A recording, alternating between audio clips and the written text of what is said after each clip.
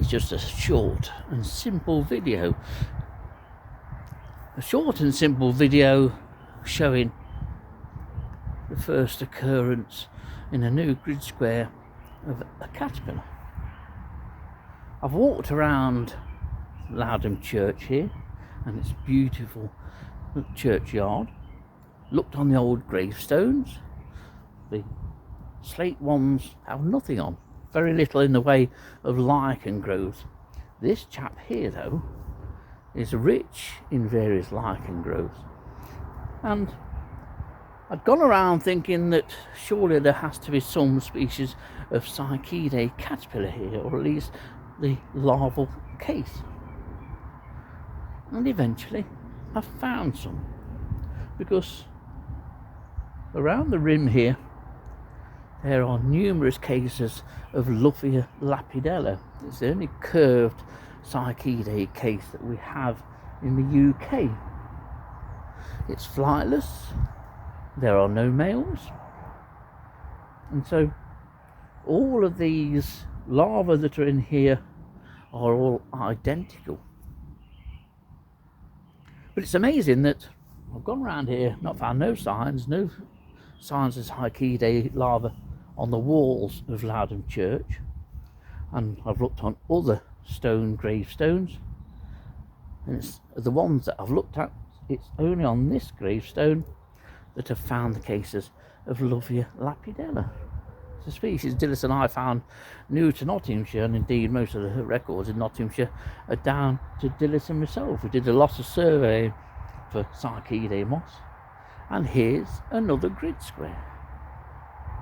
I do like to find a new grid square for any species in Nottinghamshire. It helps with our knowledge of what invertebrates are where, and the only way these caterpillars and moths can get from A to B is if they walk, and the females, when they hatch out, are dead by the end of the same day.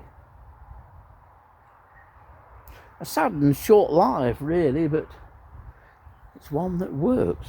If you find one larval case of Luffia lapidella, chances are you'll find dozens. Lovely.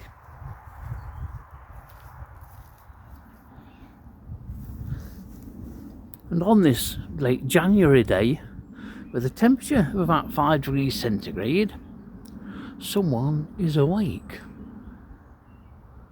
You can see that the larva inside this curved horn-like case is active and has presumably been feeding.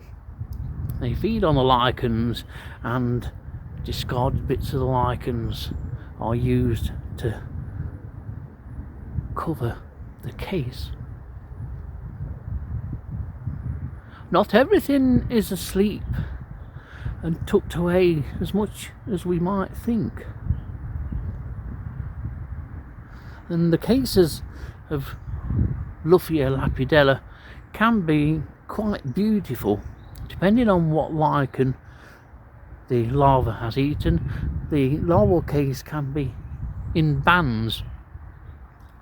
This one may well be getting ready to add a bit more to his silken case.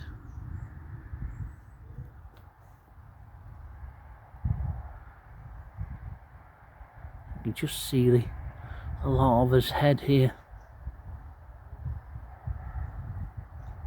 I've counted the number of larvae and cases that are on this stone, and there are approximately 62. 2 being this one here on one side of the gravestone, and one that is nicely marked and ringed just below this one. You wouldn't think that they'd be active with a temperature of about 5.5 to 6 degrees centigrade. And I imagine that this one is actually feeding. I love these.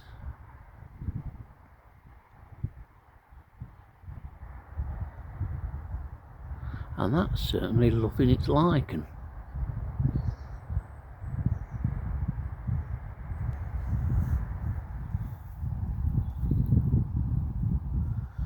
amazing.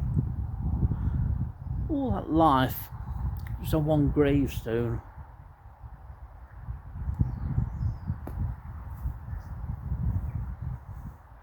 It's great to think that the dead give life, and this gravestone certainly gives a lot of life to a lot of moths. Not all of the Luffia lapidella cases around the top here are all from this year. They're not all active, but that's one thing with a number of Psychidae moths, but especially Luffia lapidella. There are often lots and lots of cases. If you look on bridges or walls in towns, you will often find lots of Luffia lapidella.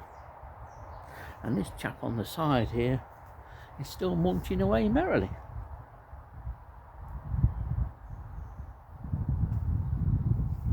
Fabulous gravestone.